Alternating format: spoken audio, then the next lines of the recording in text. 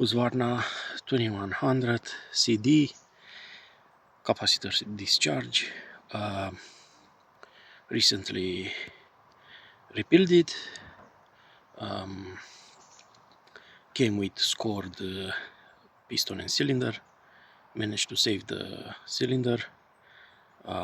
Installed a good used piston.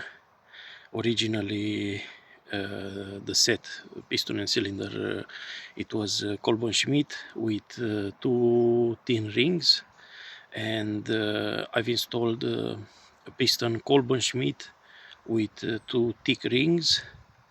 I checked the compatibility, and there is no problem, because all these cylinders are A, B and C on all Husqvarna chainsaws, and they should match, because it's a little bit difference in porting. So actually the thin rings piston is different in how it's transferring the charge than the one with thick rings. But yeah, so 99 cc's, close to 100, in very nice shape. I had to repair the brake, the chain brake, brazed it,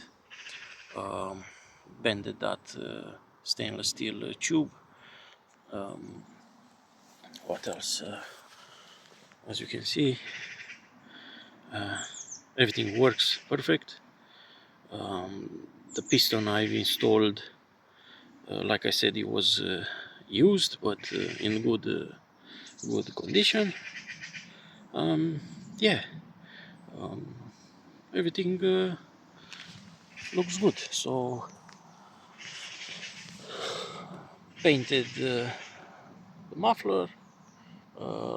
This is 1984, so exactly 40 years old, which it baffles me for because for 40 years old it looks absolutely amazing, and the condition is like near enough like close to new.